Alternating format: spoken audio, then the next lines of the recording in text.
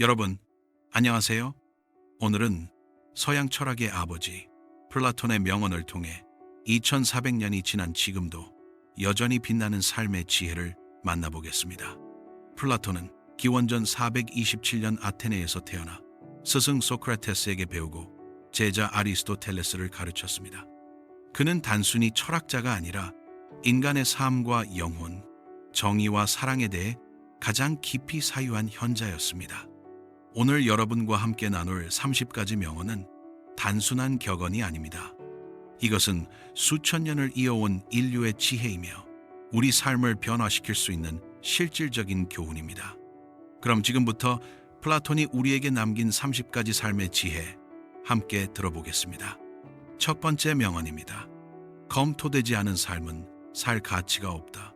플라톤의 스승 소크라테스가 한 말이지만 플라톤이 자신의 대화편에서 가장 중요하게 다룬 문장입니다. 이 말의 배경을 보겠습니다. 소크라테스는 아테네 법정에서 사형 선고를 받았을 때 이렇게 말했습니다. 나는 죽을지언정 내 삶을 검토하지 않고는 살 수 없다고 말입니다. 무슨 뜻일까요? 검토되지 않은 삶이란 그저 습관대로, 주변 사람들이 하는 대로 생각 없이 사는 삶을 말합니다. 우리는 매일 수많은 선택을 합니다. 아침에 일어나 출근하고, 일하고, 관계를 맺고, 돈을 쓰고, 시간을 보냅니다. 하지만 과연 이 모든 것이 내가 진정으로 원하는 삶인지 한 번이라도 깊이 생각해 본 적이 있나요? 플라톤은 말합니다. 네가 왜 그렇게 사는지, 무엇을 위해 사는지, 네 삶의 목적이 무엇인지를 끊임없이 물어야 한다고 말입니다. 실생활에 어떻게 적용할까요? 오늘 저녁 잠들기 전 5분만 투자해보세요. 오늘 내가 한 선택들은 정말 내가 원하는 것이었나? 나는 지금 내가 되고 싶은 사람으로 살고 있나? 이렇게 자문해보는 겁니다.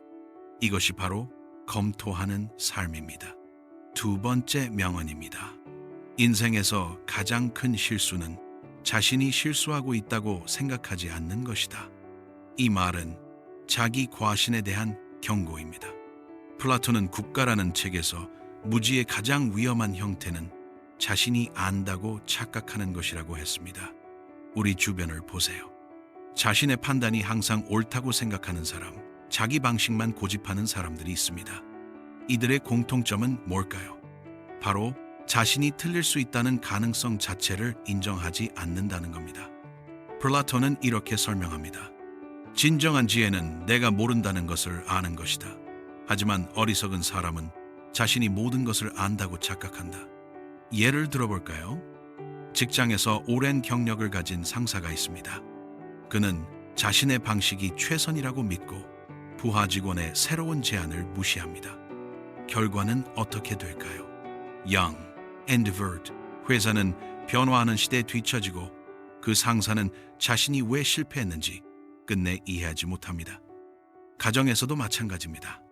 내가 네 부모인데 내가 틀릴 리 없어 라고 생각하는 부모는 자녀와의 관계에서 벽을 쌓게 됩니다. 플라톤의 가르침은 명확합니다. 항상 자신을 의심하라는 게 아닙니다. 다만 내가 틀릴 수도 있다는 겸손함을 가지고 다른 사람의 말에 귀 기울이고 새로운 정보에 열린 마음을 가지라는 것입니다. 오늘부터 이렇게 해보세요. 누군가와 의견이 다를 때 바로 반박하지 말고 일단 물어보세요. 왜 그렇게 생각하세요? 제가 놓친 부분이 있을까요? 이 한마디가 당신을 더 현명한 사람으로 만들어줄 것입니다. 세 번째 명언입니다. 자신을 정복하는 것이 가장 위대한 승리다. 이 말은 플라톤의 국가에 나오는 유명한 구절입니다. 플라톤은 인간의 영혼을 세 부분으로 나누었습니다. 이성, 감정, 욕망입니다. 그리고 가장 이상적인 삶은 이성이 감정과 욕망을 다스리는 삶이라고 했습니다. 무슨 뜻일까요? 우리는 매 순간 자신과 싸웁니다. 다이어트를 결심했지만 야식의 유혹에 무너지고 운동을 시작하려다가 침대의 편안함에 항복하고 화를 참으려다가 순간의 분노에 휩쓸립니다. 타인을 이기는 것은 쉽습니다. 힘으로, 지위로, 돈으로 누군가를 굴복시킬 수 있습니다. 하지만 자신을 이기는 것, 자신의 욕망과 충동을 통제하는 것은 가장 어려운 일입니다. 플라톤은 이렇게 비유합니다. 영혼 안에는 말 두 마리가 있다. 한 마리는 고귀하고 순종적이지만 다른 한 마리는 거칠고 욕망에 휩싸여 있다. 진정한 승리는 이 거친 말을 길들이는 것이다. 현대를 살아가는 우리에게 이 말은 더욱 절실합니다.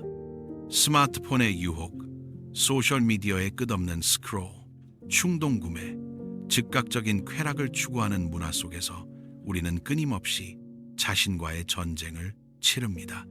어떻게 자신을 정복할 수 있을까요? 첫째, 작은 것부터 시작하세요. 오늘 하루만 아침 6시에 일어나기, 오늘 하루만 과자 한 봉지 참기, 이런 작은 승리들이 쌓여 큰 변화를 만듭니다. 둘째, 환경을 바꾸세요. 의지력만으로는 부족합니다. 유혹을 멀리 하세요. 다이어트 중이라면 집에 과자를 두지 마세요. 스마트폰 중독이라면 침실에 핸드폰을 가져가지 마세요. 셋째, 목표를 명확히 하세요. 왜 나는 이것을 참아야 하는가? 이 질문에 대한 답이 명확할수록 자신을 이길 확률이 높아집니다. 플라톤이 말한 가장 위대한 승리, 오늘부터 시작해보세요. 네 번째 명언입니다. 우리는 우리가 반복적으로 하는 행동의 결과다. 따라서 탁월함은 행동이 아니라 습관이다. 이 말은 사실 아리스토텔레스의 명언으로 더 유명하지만 그 뿌리는 플라톤의 가르침에 있습니다. 플라톤은 국가에서 좋은 습관이 좋은 인간을 만든다고 강조했습니다. 생각해보세요. 한번 착한 일을 했다고 해서 착한 사람이 되는 게 아닙니다. 한번 운동했다고 건강한 사람이 되는 게 아닙니다. 한번 책을 읽었다고 지혜로운 사람이 되는 게 아닙니다. 중요한 것은 반복입니다. 매일 조금씩 꾸준히 반복되는 행동이 결국 우리의 정체성을 만듭니다. 플라톤은 이렇게 설명합니다. 정의로운 사람이 되고 싶다면 정의로운 행동을 반복하라. 용감한 사람이 되고 싶다면 용감한 행동을 반복하라. 처음엔 어색하고 힘들겠지만 반복하다 보면 그것이 네 본성이 된다. 현대 심리학도 이를 증명합니다. 연구에 따르면 새로운 습관이 자리 잡는 데는 평균 66일이 걸린다고 합니다. 처음 21일은 고통스럽고 다음 21일은 견딜만하고 마지막 24일쯤 되면 자연스러워진다고 합니다. 여러분, 지금 어떤 사람이 되고 싶으신가요? 건강한 사람이 되고 싶다면 매일 30분씩 걷는 습관을 들이세요. 지혜로운 사람이 되고 싶다면 매일 30분씩 책 읽는 습관을 들이세요. 친절한 사람이 되고 싶다면 매일 한 사람에게 따뜻한 말 한마디 건네는 습관을 들이세요. 거창한 목표가 아닙니다. 하루 5분, 10분이면 충분합니다. 중요한 건 매일 반복하는 것입니다. 플라톤의 말을 기억하세요. 탁월함은 한순간의 행동이 아니라 습관이다. 오늘부터 단 하나의 좋은 습관을 시작해보세요. 6개월 후 당신은 완전히 다른 사람이 되어 있을 것입니다. 다섯 번째 명언입니다. 무지보다 더 큰 불행은 없다. 플라톤에게 무지는 단순히 모르는 것이 아니었습니다. 무지는 모든 악의 근원이었습니다. 플라톤은 이렇게 주장했습니다. 사람들이 나쁜 일을 하는 이유는 본성이 악해서가 아니라 무지 때문이다. 만약 진정으로 무엇이 좋은 것인지 안다면 누구도 나쁜 것을 선택하지 않을 것이다. 이것을 플라톤의 도덕적 지성주의라고 부릅니다. 예를 들어볼까요? 흡연자는 담배가 해롭다는 것을 머리로는 압니다. 하지만 진정으로 온 마음으로 그 해로움을 이해한다면 담배를 끊을 것입니다. 계속 피운다는 것은 아직 그 해로움을 진정으로 깨닫지 못했다는 증거입니다. 화를 내는 사람도 마찬가지입니다. 화를 내면 관계가 망가진다는 것을 압니다. 하지만 그 순간 화를 참는 것이 더 좋다는 것을 진정으로 깨닫지 못했기에 화를 냅니다. 플라톤은 교육을 강조했습니다. 왜냐하면 교육만이 무지를 없앨 수 있기 때문입니다.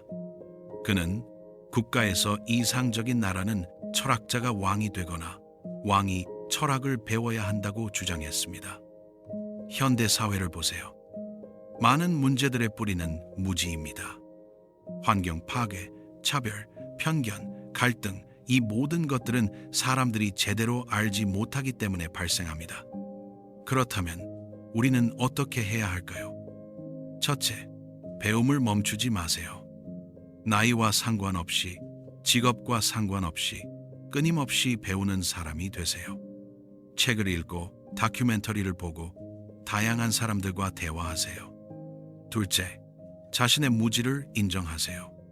나는 이것에 대해 잘 모른다고 말할 수 있는 용기를 가지세요. 모르는 것은 부끄러운 게 아닙니다. 모르면서 아는 척 하는 것이 부끄러운 것입니다. 셋째, 진실을 추구하세요. 내 기분에 맞는 정보가 아니라 진실에 가까운 정보를 찾으세요. 편견을 버리고 열린 마음으로 세상을 보세요. 플라톤이 말했습니다. 무지는 불행의 어머니다.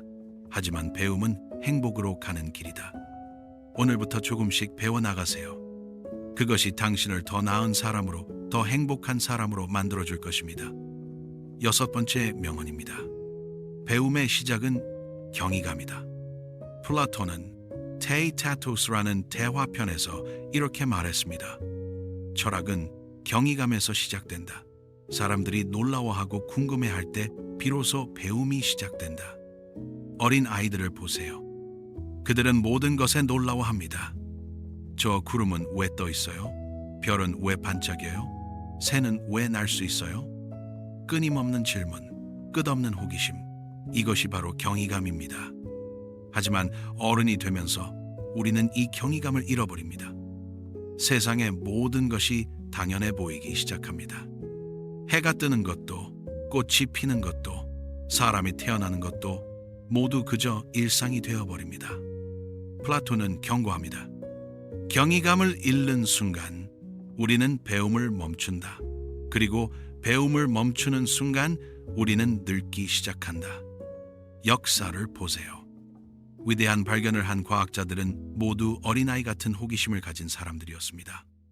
뉴턴은 사과가 떨어지는 것을 보고 왜? 라고 물었고 그것이 만유 인력의 법칙으로 이어졌습니다. 아인슈타인은 빛의 속도에 대해 궁금해했고 그것이 상대성 이론으로 이어졌습니다. 일상에서 경이감을 되찾으려면 어떻게 해야 할까요? 첫째, 당연한 것을 당연하게 여기지 마세요. 오늘 아침에 본 하늘, 마신 물 한 잔, 걷는 이 순간 모든 것이 사실은 기적입니다. 이게 왜 가능하지? 라고 물어보세요. 둘째, 어린아이의 눈으로 세상을 보세요. 주변을 천천히 관찰해 보세요. 나뭇잎의 무늬, 새의 노랫소리, 바람의 감촉, 이 모든 것에 주의를 기울여 보세요. 셋째, 질문하는 습관을 들이세요. 왜 이럴까? 어떻게 이렇게 되었을까? 이게 정말 최선일까? 이런 질문들이 새로운 배움의 문을 열어줄 것입니다.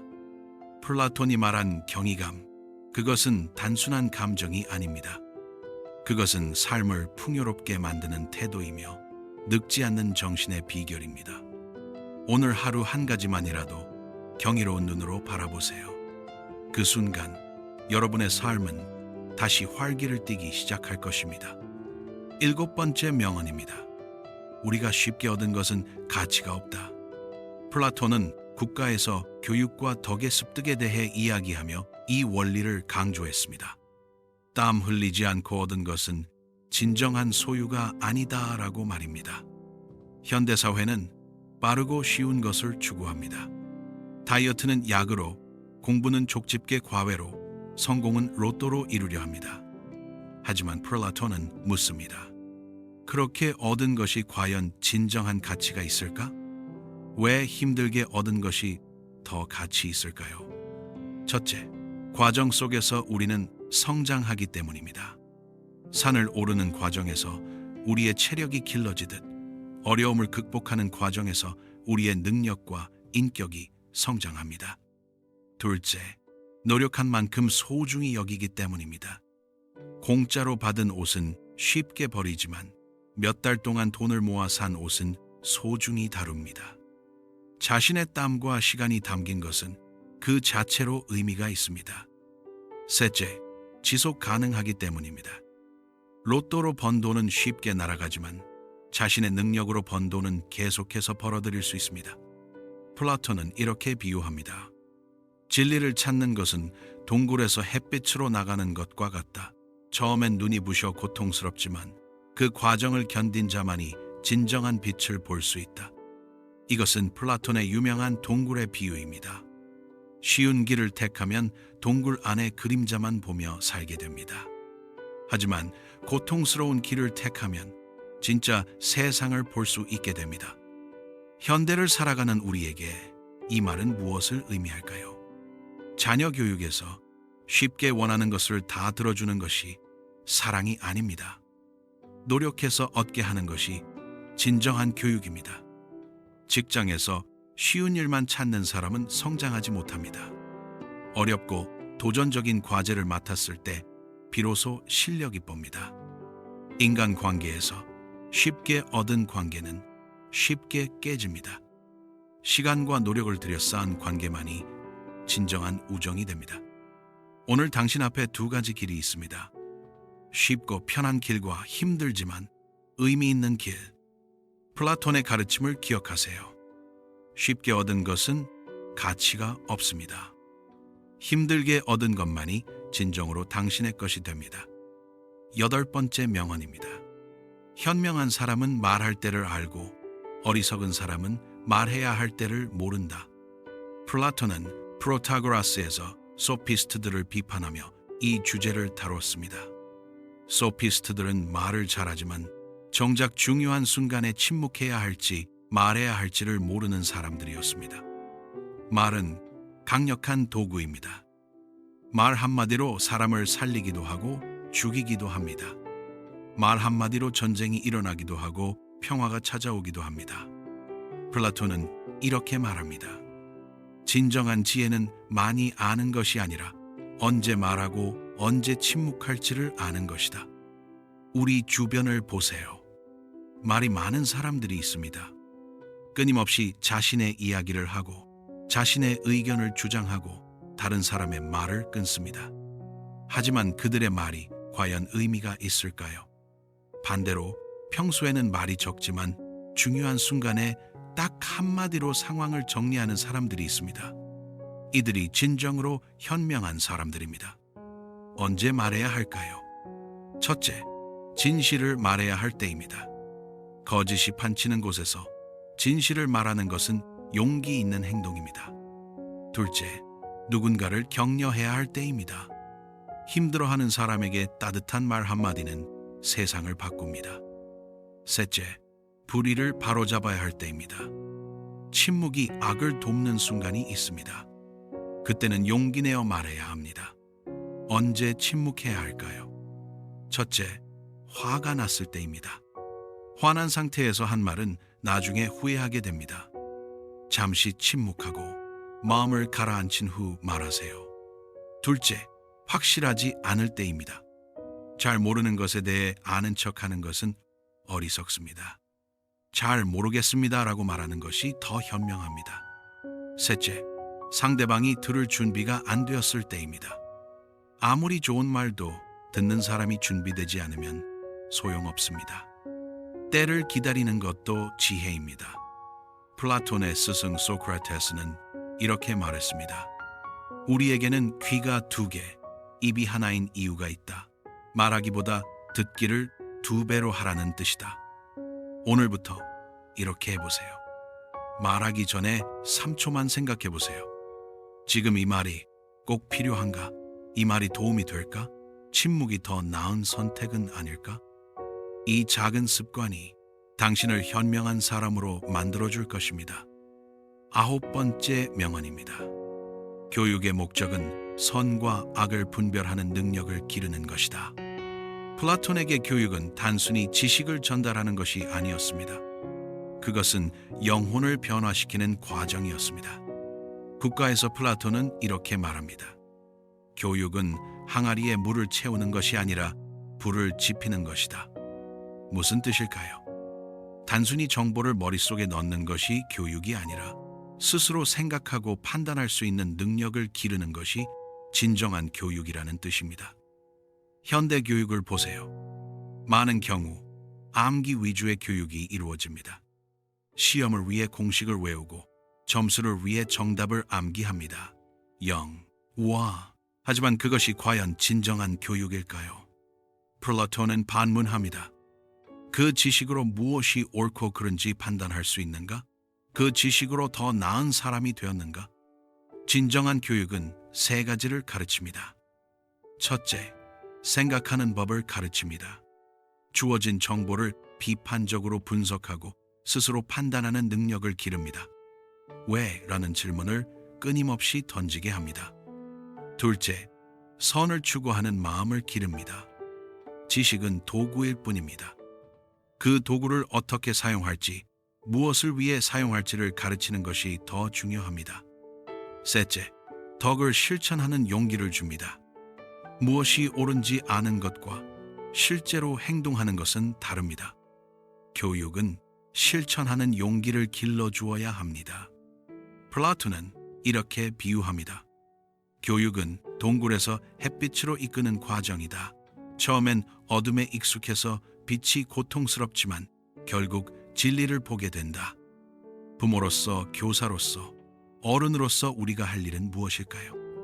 첫째, 질문을 장려하세요. 왜? 라고 묻는 아이를 귀찮아하지 마세요.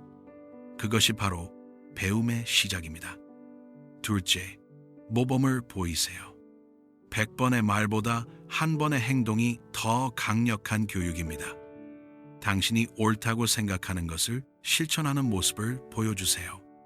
셋째, 실수를 허용하세요. 실수 없이는 배움도 없습니다. 실수를 통해 배우게 하세요. 플라톤이 말한 교육의 목적, 그것은 시험 점수가 아닙니다. 그것은 옳고 그름을 분별하고 선을 추구하며 덕을 실천하는 사람을 만드는 것입니다. 이것이 진정한 교육입니다. 10번째 명언입니다. 좋은 책을 읽지 않는 사람은 글을 읽지 못하는 사람보다 나을 것이 없다. 플라톤은 파이드로스에서 글쓰기와 독서의 중요성을 강조했습니다. 하지만 그는 단순히 많이 읽는 것이 아니라 무엇을 읽느냐가 중요하다고 했습니다. 현대는 정보의 홍수 시대입니다. SNS, 유튜브, 웹툰, 뉴스, 수많은 컨텐츠가 우리를 둘러싸고 있습니다. 우리는 하루 종일 무언가를 읽고 있습니다. 하지만 플라톤이 묻습니다. 그것이 과연 좋은 책인가? 그것이 당신을 더 나은 사람으로 만드는가? 좋은 책이란 무엇일까요? 첫째, 생각하게 만드는 책입니다. 단순한 오락거리가 아니라 깊이 사유하게 만드는 책입니다. 읽고 나서 왜? 라는 질문을 던지게 만드는 책입니다. 둘째, 성장시키는 책입니다. 읽기 전에 나와 읽은 후에 내가 달라지는 책입니다. 새로운 관점을 제공하고 시야를 넓혀주는 책입니다. 셋째, 시간이 지나도 가치가 있는 책입니다. 유행을 따라가는 책이 아니라 시대를 초월하는 지혜를 담은 책입니다. I'd or 이것이 바로 고전입니다. 플라톤은 이렇게 경고합니다. 나쁜 책을 읽는 것은 독을 마시는 것과 같다. 천천히 조금씩 당신의 영혼을 병들게 한다. 현대를 살아가는 우리는 어떻게 해야 할까요? 첫째, 선별적으로 읽으세요. 모든 정보를 다 받아들일 필요가 없습니다. 좋은 책, 의미 있는 글을 선택해서 읽으세요. 둘째, 깊이 읽으세요. 10권의 책을 대충 읽는 것보다 한 권의 책을 깊이 읽는 것이 낫습니다. 책을 읽으면서 생각하고 메모하고 질문하세요. 셋째, 고전을 읽으세요. 2000년 이상 살아남은 책에는 이유가 있습니다. 그 안에는 인류의 지혜가 담겨 있습니다.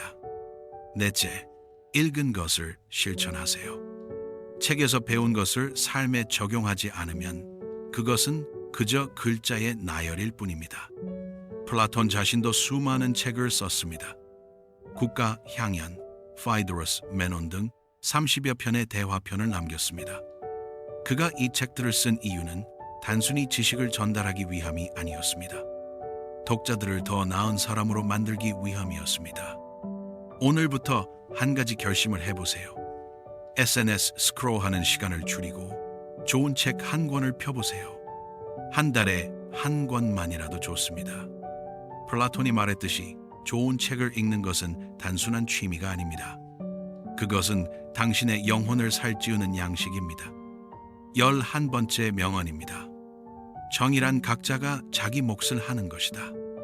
이것은 플라톤의 국가에 나오는 정의에 대한 정의입니다. 플라톤은 정의로운 사회란 각자가 자신의 역할을 제대로 수행하는 사회라고 했습니다. 무슨 뜻일까요? 복잡해 보이지만 사실 간단합니다. 선생님은 가르치는 일을 제대로 하고, 의사는 치료하는 일을 제대로 하고, 정치인은 나라를 이끄는 일을 제대로 하고, 부모는 자식을 돌보는 일을 제대로 하고, 자식은 공부하는 일을 제대로 한다면 그 사회는 정의로운 사회입니다. 반대로 각자가 자기 역할을 하지 않고 다른 것에 욕심을 낸다면 어떻게 될까요? 선생님이 가르치는 대신 돈 벌 궁리만 하고, 의사가 환자보다 수입에만 관심 있고, 정치인이 국민보다 자기 이익만 챙기고, 부모가 자식보다 자기 욕심을 채우기에 바쁘다면 그 사회는 혼란에 빠집니다. 플라톤은 이렇게 비유합니다. 몸이 건강하려면 각 기관이 자기 역할을 해야 한다. 심장은 피를 보내고, 폐는 숨을 쉬고, 위는 소화를 한다. 만약 심장이 소화를 하려 한다면 몸이 병든다. 사회도 마찬가지다. 현대 사회에 이 원리를 적용해 볼까요? 직장에서 각자가 맡은 일을 성실히 할 때 팀이 성공합니다. 누군가 자기 일은 안 하고 남의 일에 참견만 한다면 문제가 생깁니다. 가정에서 각자가 자기 역할을 다할 때 행복해집니다. 부모는 부모의 역할을, 자녀는 자녀의 역할을 존중하고 수행할 때 화목해집니다. 사회에서 각자가 자기 위치에서 최선을 다할 때 나라가 발전합니다. 모두가 대통령이 되려 하거나 모두가 일하지 않으려 한다면 사회는 무너집니다. 그렇다면 우리는 어떻게 해야 할까요? 첫째, 자신의 역할을 명확히 하세요. 지금 나의 위치는 어디인가? 나는 무엇을 해야 하는가? 이것을 분명히 인식하세요. 둘째, 그 역할에 최선을 다하세요. 크든 작든, 중요하든 그렇지 않든 내가 맡은 일에 최선을 다하세요. 청소부든 CEO든 역할에는 귀천이 없습니다. 셋째, 다른 사람의 역할을 존중하세요. 모든 역할이 중요합니다. 누군가를 무시하거나 무시당할 이유가 없습니다. 넷째, 넘보지 마세요. 남의 자리를 탐내거나 자기 분수에 넘치는 것을 욕심내지 마세요. 플라톤의 정의, 그것은 거창한 것이 아닙니다. 그것은 각자가 자기 자리에서 자기 역할을 충실히 하는 것입니다. 오늘 하루 나에게 주어진 역할에 최선을 다해보세요. 그것이 바로 정의를 실천하는 것입니다. 12번째 명언입니다. 불의를 행하는 것보다 불의를 당하는 것이 낫다. 이것은 플라톤의 고르기아스에 나오는 소크라테스의 주장입니다. 당시 사람들은 이 말을 듣고 미쳤다고 생각했습니다. 생각해 보세요.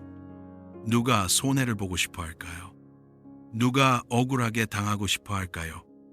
상식적으로 불의를 당하는 것보다 불의를 행하는 게 나아 보입니다. 하지만 플라톤은 정반대로 주장합니다. 왜일까요?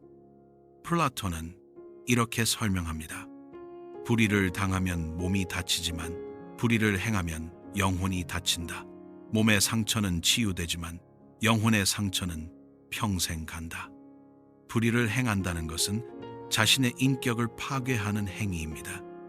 거짓말을 하고 남을 속이고 부정한 방법으로 이득을 취하면 일시적으로 물질적 이득을 얻을 수 있습니다. 하지만 그 순간 당신의 영혼은 더러워집니다. 양심은 괴로워하고 자존감은 무너지고 결국 스스로를 경멸하게 됩니다. 반대로 불의를 당한다는 것은 외부적 손해일 뿐입니다.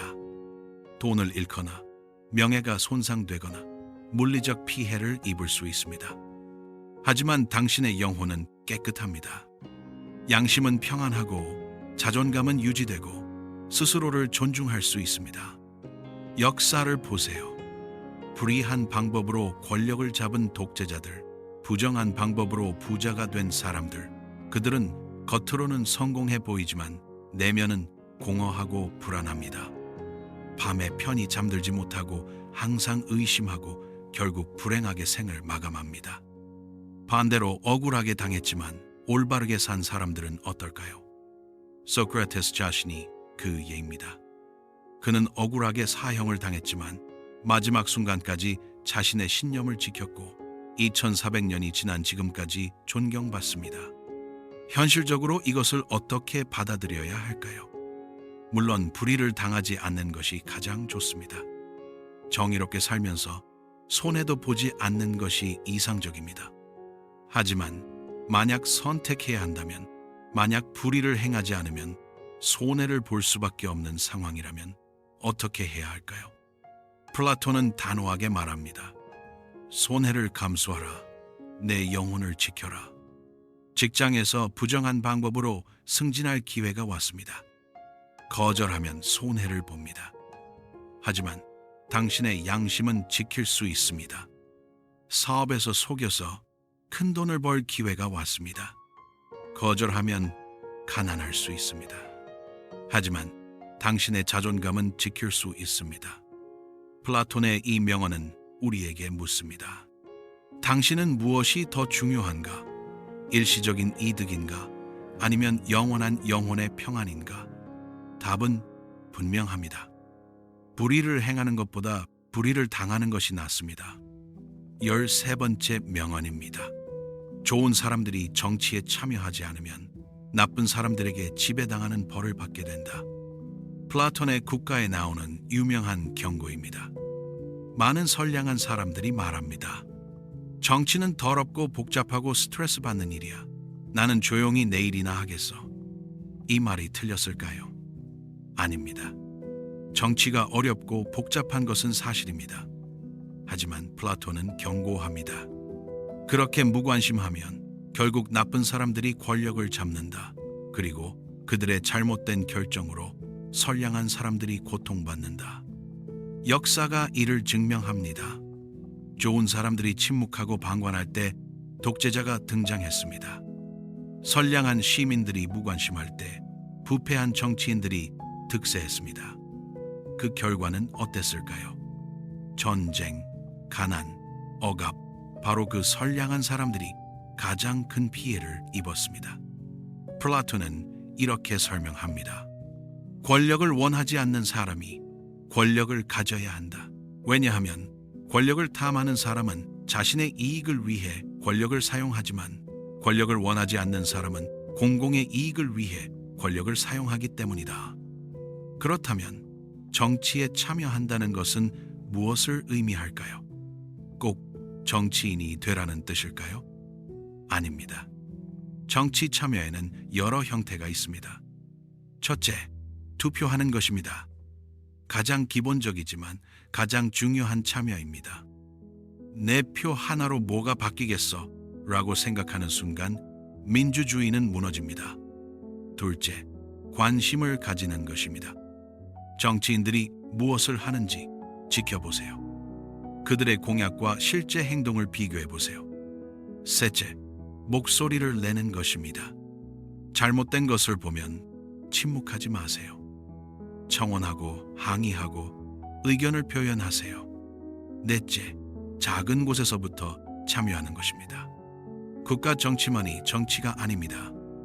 아파트 주민회의, 학교 운영위원회, 지역자치회, 이런 작은 단위에서부터 참여하세요. 플라톤이 이 말을 한 이유는 명확합니다. 정치는 우리 삶에 직접적인 영향을 미치기 때문입니다. 교육 정책은 우리 자녀의 미래를 결정하고, 경제 정책은 우리 주머니를 좌우하고, 복지 정책은 우리 노후를 결정합니다. 무관심할 수 없습니다. 나는 정치에 관심 없어 라는 말은 사실 나는 내 삶에 관심 없어 라는 말과 같습니다. 오늘부터 이렇게 해보세요.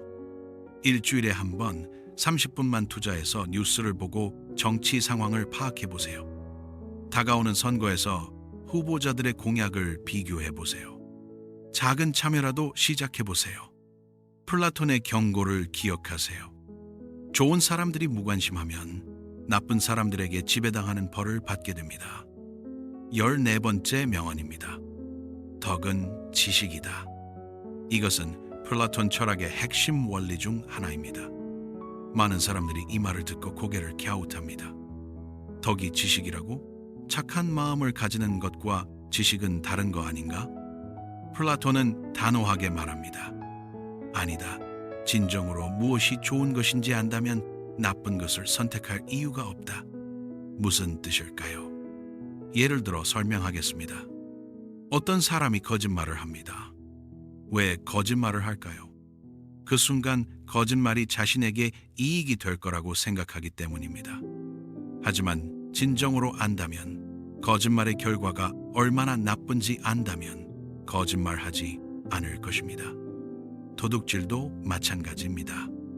도둑은 남의 것을 훔치면 자신이 이익을 얻는다고 생각합니다. 하지만 진정으로 안다면, 도둑질이 자신의 영혼을 얼마나 망가뜨리는지 안다면 도둑질하지 않을 것입니다. 플라톤은 이렇게 주장합니다. 사람들이 악을 행하는 이유는 악해서가 아니라 무지하기 때문이다. 만약 진정으로 선이 무엇인지 안다면 모든 사람이 선을 추구할 것이다. 이것은 매우 낙관적인 인간관입니다. 플라톤은 인간 본성이 본질적으로 선하다고 믿었습니다. 하지만 여기서 안다는 것은 단순한 정보가 아닙니다. 머리로 아는 것이 아니라 온 몸과 마음으로 깨닫는 것을 말합니다. 흡연자는 담배가 해롭다는 것을 알지만 계속 핍니다. 그것은 진정으로 아는 것이 아닙니다. 만약 진정으로 폐암의 고통을, 가족의 슬픔을, 건강을 잃는 비참함을 온전히 깨닫는다면 담배를 끊을 것입니다. 그렇다면 덕을 갖추려면 어떻게 해야 할까요? 플라톤의 답은 명확합니다. 배워라. 그리고 진정으로 이해하라. 첫째, 무엇이 진정으로 좋은 것인지 배우세요. 일시적인 쾌락이 아니라 지속적인 행복이 무엇인지 공부하세요. 둘째, 행동의 결과를 깊이 이해하세요. 내가 하는 모든 선택이 어떤 결과를 가져올지 진지하게 생각해 보세요. 셋째, 경험을 통해 배우세요. 때로는 실수를 통해, 때로는 다른 사람의 경험을 통해 진정한 깨달음을 얻으세요. 넷째, 성찰하세요. 내가 진정으로 무엇을 아는지, 무엇을 모르는지 끊임없이 자문하세요. 플라톤의 이 명언은 희망의 메시지입니다. 우리가 나쁜 사람이어서 나쁜 일을 하는 게 아니라 무지해서 나쁜 일을 하는 것입니다. 그렇다면 배우면 됩니다. 진정으로 이해하면 됩니다. 오늘부터 한 가지씩 진정으로 이해해 보세요. 그것이 당신을 더 덕스러운 사람으로 만들어줄 것입니다. 15번째 명언입니다. 정의로운 사람이 되는 것이 불의한 사람보다 더 이롭다. 플라톤의 국가 전체가 이 명제를 증명하기 위해 쓰였다고 해도 과언이 아닙니다. 상식적으로 생각해보면 이상하게 들립니다. 정의롭게 살면 손해보는 일이 많습니다. 반대로 부정한 방법을 쓰면 빠르게 이익을 얻을 수 있습니다. 그렇다면 왜 플라톤은 정의로운 것이 더 이롭다고 주장할까요? 플라톤은 이로움의 개념을 다르게 봅니다. 돈, 명예, 권력, 이런 외적인 것만이 이로움이 아닙니다. 가장 큰 이로움은 영혼의 건강입니다. 플라톤은 이렇게 비유합니다. 몸이 건강한 사람이 병든 부자보다 낫다. 마찬가지로 영혼이 건강한 가난한 사람이 영혼이 병든 부자보다 낫다. 정의롭지 못한 방법으로 성공한 사람을 생각해 보세요. 겉으로는 화려해 보입니다. 좋은 차, 큰 집, 명품, 모든 것을 가졌습니다. 하지만 그의 내면을 들여다보면 어떨까요? 밤에 편히 잠들지 못합니다. 언제 들킬까 불안합니다. 주변 사람들을 믿지 못합니다. 양심의 가책에 시달립니다. 진정한 친구가 없습니다. 자녀들도 존경하지 않습니다. 이것이 과연 이로운 삶일까요? 반대로 정의롭게 사는 사람을 생각해 보세요. 물질적으로는 부족할 수 있습니다. 하지만 그의 내면은 어떨까요? 마음이 평안합니다. 밤에 편히 잠듭니다. 자신을 존중합니다. 다른 사람들도 존경합니다. 진정한 친구가 있습니다. 자녀들이 자랑스러워합니다. 플라톤은 묻습니다. 이 두 삶 중 어느 것이 더 이로운가? 현실적으로 생각해 봅시다. 많은 사람들이 부자가 되면 행복할 거야 라고 생각합니다. 하지만 통계를 보면 어떨까요? 부정한 방법으로 부자가 된 사람들의 행복도는 낮습니다. 우울증, 불안증, 중독, 이혼율이 높습니다. 자살률도 평균보다 높습니다. 반대로 정직하게 일해서 번 돈으로 사는 사람들은 비록 덜 부유해도 더 행복합니다. 플라톤이 옳았습니다. 정의로운 사람이 되는 것이 정말로 더 이롭습니다. 그렇다면 우리는 어떻게 살아야 할까요? 첫째, 단기적 이익에 현혹되지 마세요. 부정한 방법은 빠른 이익을 줄 수 있지만 장기적으로는 해롭습니다. 둘째, 영혼의 건강을 우선하세요. 돈보다, 명예보다, 권력보다 내 마음의 평안이 더 중요합니다. 셋째, 진정한 이로움이 무엇인지 깨달으세요. 물질적 풍요가 아니라 영혼의 평안이 진정한 이로움입니다. 플라톤의 이 명언을 기억하세요. 정의롭게 사는 것이 당장은 손해처럼 보일 수 있습니다. 하지만 장기적으로, 궁극적으로 그것이 가장 이로운 삶입니다. 16번째 명언입니다. 사랑은 아름다움에 대한 갈망이다. 이것은 플라톤의 향연에 나오는 유명한 정의입니다. 플라톤은 사랑에 대해 깊이 탐구한 철학자였습니다. 우리가 흔히 플라토닉 러버라고 부르는 개념도 여기서 나왔습니다. 하지만 많은 사람들이 오해합니다. 플라토닉 러브가 육체적 사랑이 없는 정신적 사랑만을 의미한다고 생각합니다.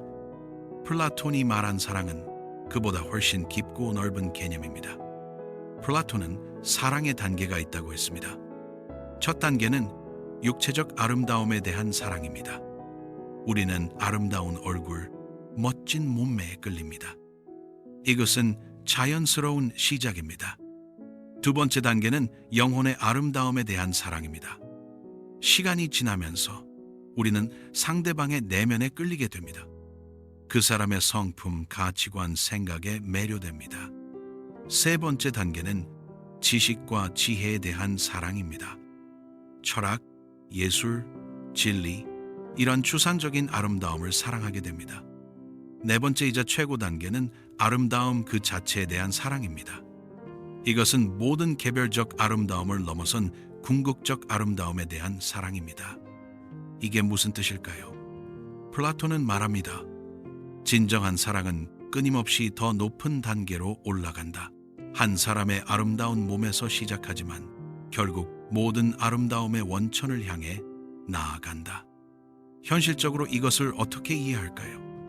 처음 만났을 때는 외모에 끌립니다. 와, 정말 멋있어. 또는 정말 예뻐. 이것은 당연합니다. 하지만 시간이 지나면서 진정한 사랑으로 발전하려면 내면의 아름다움을 발견해야 합니다. 이 사람은 마음씨가 고와. 이 사람은 생각이 깊어. 이 사람은 책임감이 있어. 그리고 더 나아가 함께 성장하며 더 높은 가치를 추구하게 됩니다. 우리 함께 더 나은 사람이 되자. 우리 함께 의미 있는 일을 하자. 5. 이것이 플라톤이 말한 사랑의 발전입니다. 반대로 육체적 매력에만 머문 사랑은 어떻게 될까요? 시간이 지나면 외모는 변합니다. 나이가 들고 주름이 생기고 몸매가 변합니다. 그때 사랑도 사라집니다. 하지만 영혼의 아름다움, 지혜의 아름다움으로 발전한 사랑은 어떨까요?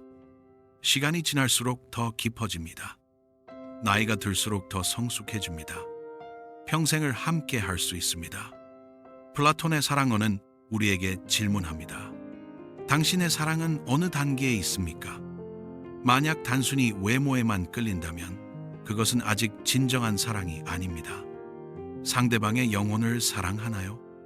함께 더 나은 사람이 되고자 노력하나요? 함께 아름다운 것을 추구하나요? 진정한 사랑은 서로를 더 높은 단계로 이끕니다. 함께 성장하고, 함께 지혜로워지고, 함께 아름다움을 추구합니다. 오늘 당신의 사랑하는 사람을 생각해 보세요. 그 사람의 어떤 아름다움을 사랑하나요? 그리고 함께 어디로 나아가고 있나요? 17번째 명언입니다. 사랑받는 것보다 사랑하는 것이 더 행복하다.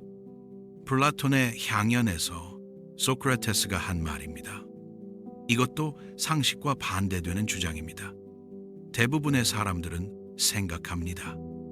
사랑받는 게 좋지. 누군가 나를 사랑해주고 아껴주고 돌봐주는 게 행복한 거 아닌가? 하지만 플라톤은 정반대로 말합니다. 왜일까요? 플라톤은 이렇게 설명합니다. 사랑받는 사람은 수동적이지만 사랑하는 사람은 능동적이다. 수동적인 삶보다 능동적인 삶이 더 행복하다. 생각해 보세요. 사랑받기만 하는 사람은 어떨까요? 처음에는 좋습니다. 누군가 자신을 아껴주고 선물을 주고 관심을 보여줍니다. 하지만 시간이 지나면 어떻게 될까요? 당연하게 여기기 시작합니다. 감사함이 사라집니다. 더 많은 것을 요구하게 됩니다. 그리고 상대방이 조금만 소홀하면 불만을 갖습니다. 이것이 진정한 행복일까요? 반대로 사랑하는 사람은 어떨까요? 상대방을 위해 뭔가 해줄 때 기쁨을 느낍니다. 작은 선물을 준비하면서 설렙니다. 상대방이 기뻐하는 모습을 보면 행복해집니다. 능동적으로 사랑을 표현합니다. 플라톤은 이렇게 비유합니다. 사랑은 불과 같다. 불은 연료를 태우면서 빛을 낸다. 사랑받는 것은 빛을 받는 것이고 사랑하는 것은 빛을 내는 것이다. 빛을 내는 것이 더 아름답다. 실제 인간관계를 보세요. 항상 받기만 하는 사람은 결국 의존적이 됩니다. 자립심을 잃고 스스로 할 수 있는 것이 없어집니다. 그리고 언젠가 상대방이 떠나면 무너집니다. 하지만 주는 사람은 어떨까요? 자립적입니다. 스스로 행복의 원천을 만들어낼 수 있습니다. 상대방이 없어도 다른 사람을 사랑하며 행복할 수 있습니다. 부모와 자식의 관계를 보세요. 부모는 자식에게 끊임없이 줍니다. 돈, 시간, 노력 모든 것을 줍니다. 받기만 하는 것이 아닙니다. 그런데 부모는 행복합니다. 왜일까요? 사랑하는 것 자체가 행복이기 때문입니다. 플라톤의 이 명언은 우리에게 삶의 태도를 바꾸라고 말합니다. 나를 사랑해줘가 아니라 내가 사랑할게. 나를 인정해줘가 아니라 내가 인정할게. 나를 이해해줘가 아니라 내가 이해할게. 이렇게 능동적으로 사는 삶이 진정으로 행복한 삶입니다. 물론 서로 주고받는 것이 이상적입니다. 하지만 만약 선택해야 한다면 사랑하는 쪽이 더 행복합니다. 오늘 하루만이라도 이렇게 살아보세요. 나는 무엇을 받을 수 있을까가 아니라 나는 무엇을 줄 수 있을까? 이 작은 변화가 당신의 인생을 바꿀 것입니다. 18번째 명언입니다. 진정한 친구는 제2의 자아다. 플라톤은 우정에 대해서도 깊이 탐구했습니다. 하시스라는 대화편 전체가 우정에 관한 것입니다. 제2의 자아라는 말은 무슨 뜻일까요? 진정한 친구는 나를 반영하는 거울과 같습니다. 내 생각을 이해하고 내 감정을 공감하고 내 가치관을 공유합니다. 친구와 이야기할 때 마치 나 자신과 대화하는 것처럼 편안합니다. 하지만 동시에 친구는 나를 보완하는 존재이기도 합니다. 내가 부족한 부분을 채워주고 내가 보지 못하는 것을 보여주고 내가 잘못된 길로 갈 때 바로 잡아줍니다. 플라톤은 이렇게 말합니다. 좋은 친구는 서로를 더 나은 사람으로 만든다. 나쁜 친구는 서로를 타락시킨다. 우리 주변을 보세요. 어떤 친구들과 함께 있을 때 더 나은 사람이 되고 싶은 마음이 드나요? 어떤 친구들과 함께 있을 때 나태해지고 안 좋은 습관에 빠지나요? 진정한 친구는 다음과 같은 특징이 있습니다. 첫째, 진실을 말해줍니다. 듣기 좋은 말만 하는 것이 친구가 아닙니다. 내가 잘못했을 때 용기 내어 지적해주는 것이 진정한 친구입니다. 둘째, 함께 성장합니다. 서로의 꿈을 응원하고 서로의 발전을 기뻐합니다. 경쟁하거나 질투하지 않습니다. 셋째, 어려울 때 함께합니다. 좋을 때만 있는 사람은 친구가 아닙니다. 힘들 때, 실패했을 때, 그때 곁에 있어주는 사람이 진정한 친구입니다. 넷째, 서로를 존중합니다. 의견이 다를 수 있고 선택이 다를 수 있습니다. 하지만 서로의 차이를 존중하고 인정합니다. 플라톤은 이렇게 경고합니다. 나쁜 친구와 함께 하느니 혼자 있는 것이 낫다. 왜일까요? 나쁜 친구는 당신을 타락시킵니다. 술, 도박, 게으름, 불평, 이런 나쁜 습관으로 끌어들입니다. 그리고 당신의 인생을 망칩니다. 반대로 좋은 친구는 어떨까요? 당신을 격려하고 응원하고 더 나은 방향으로 이끌어줍니다. 함께 있으면 더 나은 사람이 되고 싶어집니다. 그렇다면 우리는 어떻게 해야 할까요? 첫째, 친구를 신중하게 선택하세요. 친구가 많은 게 좋다는 생각은 잘못되었습니다. 진정한 친구 한 명이 피상적인 친구 100명보다 낫습니다. 둘째, 좋은 친구가 되세요. 좋은 친구를 원한다면 먼저 좋은 친구가 되어야 합니다. 진실을 말하고 함께 성장하고 어려울 때 함께 하세요. 셋째, 나쁜 관계는 정리할 용기를 가지세요. 모든 관계를 유지할 필요는 없습니다. 당신을 끌어내리는 관계라면 과감히 거리를 두세요. 플라톤이 말한 진정한 친구, 제2의 자아. 그런 친구가 당신에게 있나요? 그리고 당신은 누군가에게 그런 친구인가요? 오늘 진정한 친구에게 연락해 보세요. 고맙다고, 소중하다고 말해보세요. 19번째 명언입니다. 사랑은 아름다운 것 속에서 출산하려는 욕망이다. 플라톤의 향연에 나오는 깊은 통찰입니다. 처음 들으면 이상하게 느껴질 수 있습니다. 출산이라는 표현이 문자 그대로 아이를 낳는 것만을 의미할까요? 아닙니다. 플라톤이 말하는 출산은 창조를 의미합니다. 무언가 아름답고 의미 있는 것을 만들어내는 것을 말합니다. 플라톤은 이렇게 설명합니다. 사랑하는 사람은 무언가를 창조하고 싶어 한다. 아름다운 자식, 아름다운 예술 작품, 아름다운 업적, 아름다운 생각을 낳고 싶어 한다. 이것은 매우 심오한 통찰입니다. 사랑이 단순히 감정의 충족으로 끝난다면 그것은 이기적인 욕망에 불과합니다. 하지만 진정한 사랑은 무언가를 만들어냅니다. 부부의 사랑은 자식을 낳고 기릅니다. 예술가의 사랑은 작품을 창조합니다. 교사의 사랑은 제자를 양성합니다. 사업가의 사랑은 가치 있는 제품을 만듭니다. 모든 창조 행위의 뿌리에는 사랑이 있습니다. 플라톤은 두 가지 출산을 구분합니다. 하나는 육체적 출산입니다. 아이를 낳고 기르는 것입니다. 이것은 생물학적 불멸성을 추구하는 것입니다. 내 유전자가, 내 혈통이 계속 이어지기를 바라는 것입니다.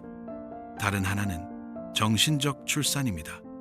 지식, 예술, 덕, 이런 정신적 산물을 만들어내는 것입니다. 이것은 정신적 불멸성을 추구하는 것입니다. 내 생각이, 내 업적이, 내 영향이 계속 이어지기를 바라는 것입니다. 플라톤은 정신적 출산이 더 고귀하다고 봅니다. 왜일까요? 육체는 시간이 지나면 사라집니다. 하지만 위대한 생각, 아름다운 예술, 숭고한 덕은 영원히 남습니다. 소크라테스는 자식을 남기지 않았지만 그의 철학은 2400년이 지난 지금도 살아있습니다. 베토벤은 결혼하지 않았지만 그의 음악은 영원히 사람들을 감동시킵니다. 이것이 플라톤이 말한 사랑의 궁극적 목적입니다. 그렇다면 우리는 어떻게 살아야 할까요? 첫째, 사랑을 통해 무언가를 창조하세요. 그저 소비하고 즐기기만 하는 사랑이 아니라 무언가를 만들어내는 사랑을 하세요. 둘째, 의미 있는 것을 남기세요. 당신이 죽은 후에도 남을 것이 무엇인가요? 자식일 수도 있고, 작품일 수도 있고, 업적일 수도 있고, 좋은 영향일 수도 있습니다. 셋째, 아름다움을 추구하세요. 플라톤이 말한 아름다움은 단순한 외모가 아닙니다.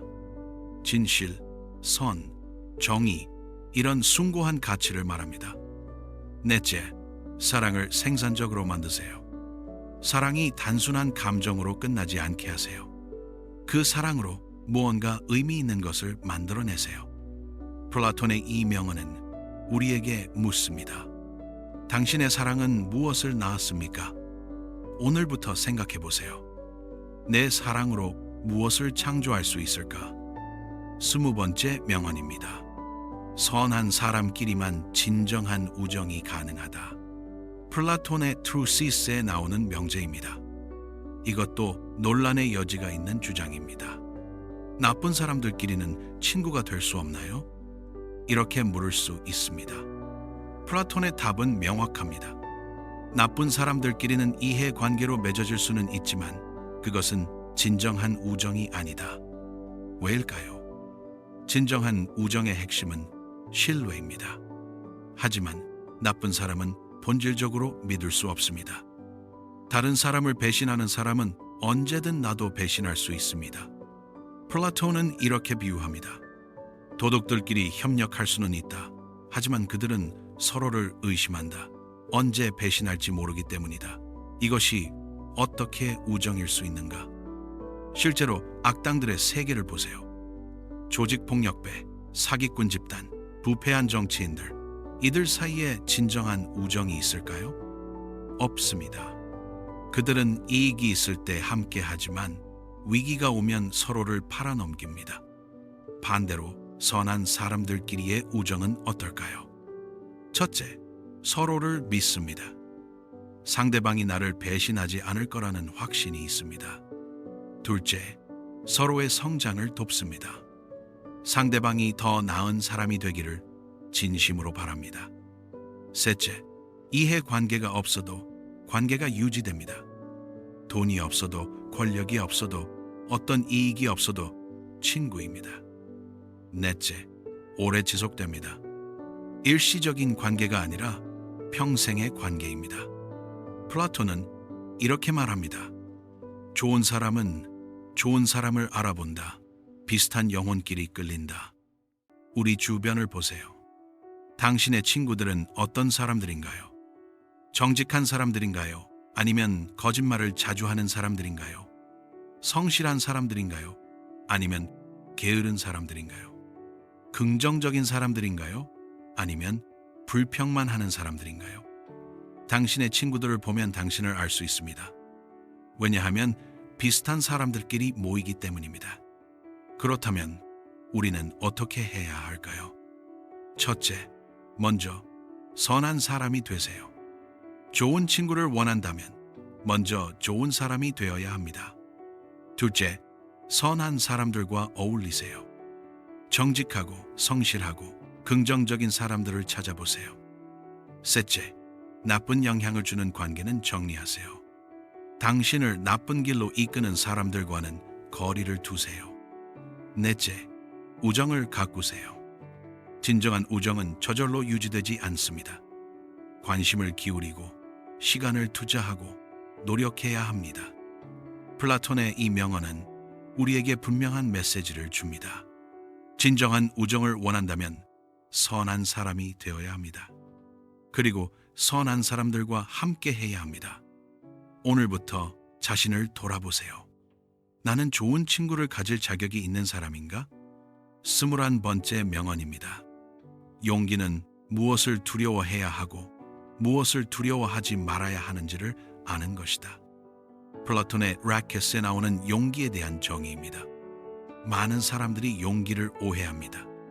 용기란 아무것도 두려워하지 않는 것이다, 이렇게 생각합니다. 하지만 플라톤은 말합니다. 그것은 용기가 아니라 무모함이다. 진정한 용기는 무엇일까요? 플라톤은 이렇게 설명합니다.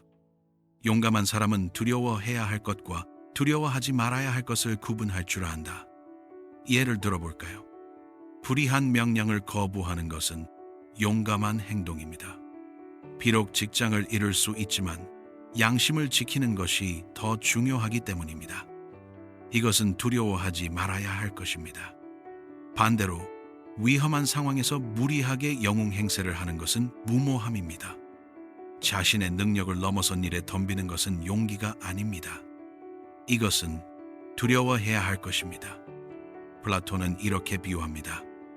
전사는 싸워야 할 전투와 피해야 할 전투를 구분할 줄 안다. 이길 수 없는 전투에 뛰어드는 것은 용기가 아니라 자살 행위다. 그렇다면 무엇을 두려워해야 하고 무엇을 두려워하지 말아야 할까요? 두려워해야 할 것들. 첫째, 불의를 행하는 것. 다른 무엇보다 자신의 영혼을 더럽히는 것을 두려워해야 합니다. 둘째, 무지 속에 머무는 것. 배우지 않고 성장하지 않는 것을 두려워해야 합니다.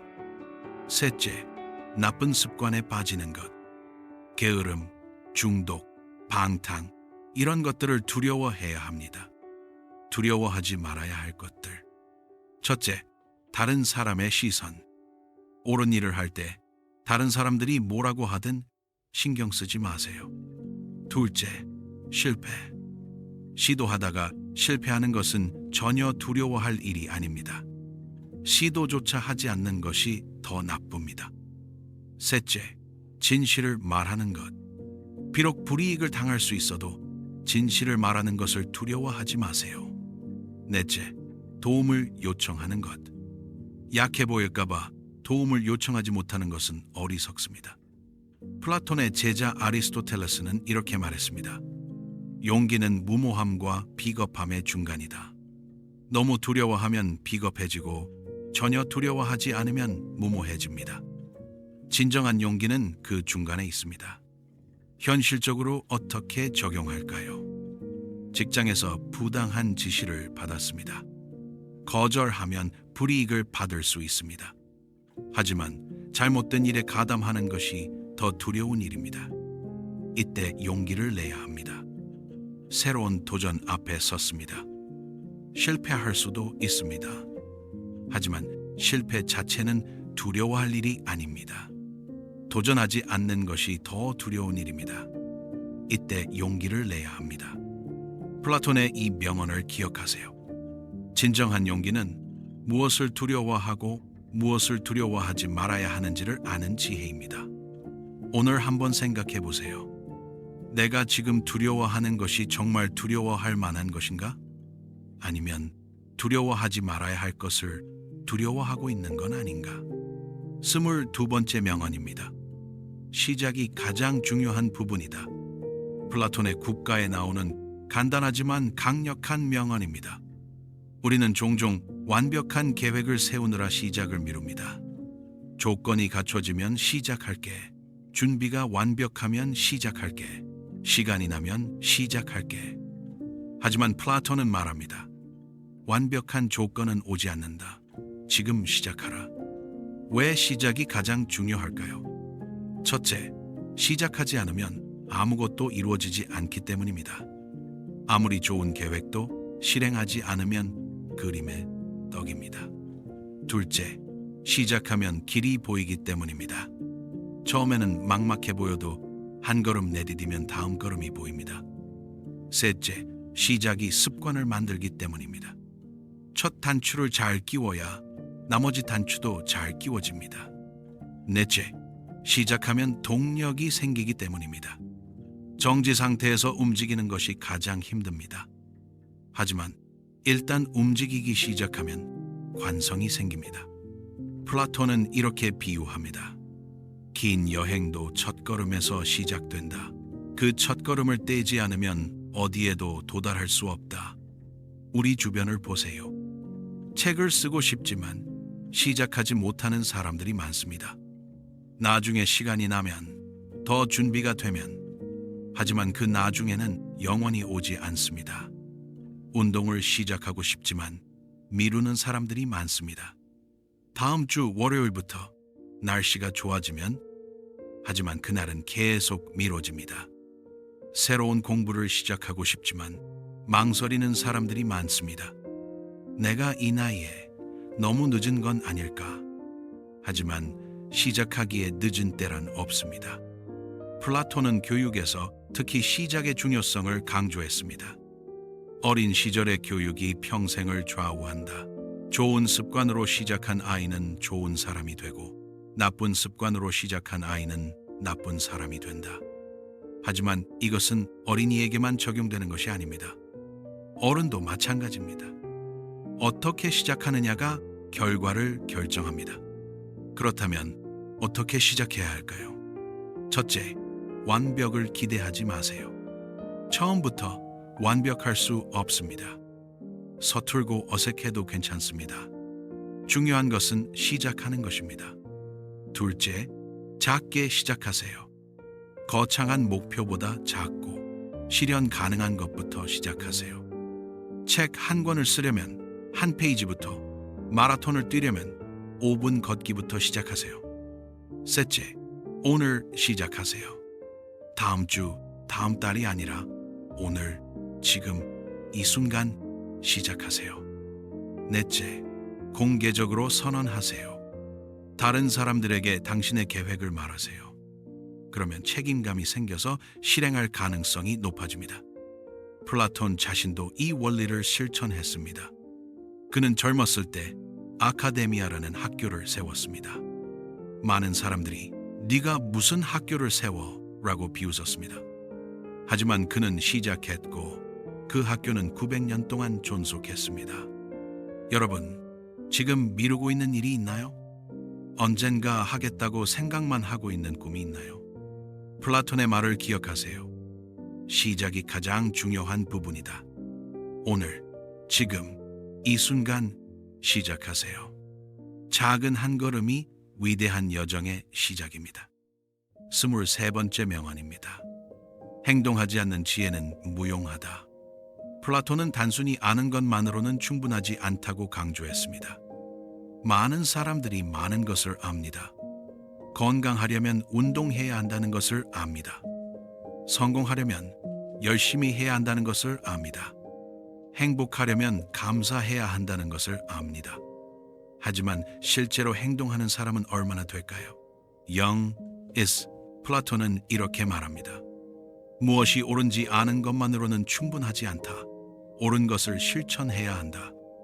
This double, 완과 행동 사이에는 큰 간극이 있습니다. 첫째, what은 쉽지만 행동은 어렵습니다. 책 한 권 읽으면 무엇이 옳은지 알 수 있습니다. 하지만 그것을 실제로 행하는 것은 전혀 다른 문제입니다. 둘째, what은 고통이 없지만 행동은 고통이 따릅니다. 운동이 건강에 좋다는 것을 아는 데는 고통이 없습니다. 하지만 실제로 운동하는 것은 힘들고 고통스럽습니다. 셋째, what은 결과가 없지만 행동은 결과를 만듭니다. 아무리 많이 알아도 행동하지 않으면 아무것도 변하지 않습니다. 하지만 조금만 실천해도 변화가 일어납니다. 플라톤은 이렇게 비유합니다. 의학책을 외운다고 병이 낫는 게 아니다. 실제로 약을 먹어야 낫는다. 우리 주변을 보세요. 자기계발서를 수십 권 읽었지만 여전히 똑같은 사람. 다이어트 방법을 수없이 들었지만 여전히 살이 찐 사람. 성공의 비결을 알고 있지만 여전히 가난한 사람. 왜일까요? 아는 것과 하는 것은 다르기 때문입니다. 플라톤은 덕에 대해서도 같은 원리를 적용했습니다. 정의가 무엇인지 아는 것만으로는 정의로운 사람이 아니다. 정의롭게 행동해야 정의로운 사람이다.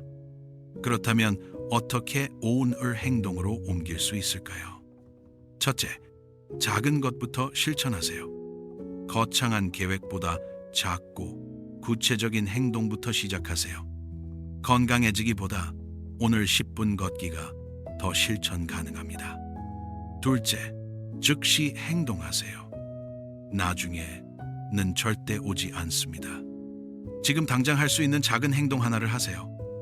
셋째, 습관으로 만드세요. 한 번의 행동은 쉽게 잊혀집니다. 매일 반복해서 습관으로 만드세요. 넷째, 책임감을 가지세요.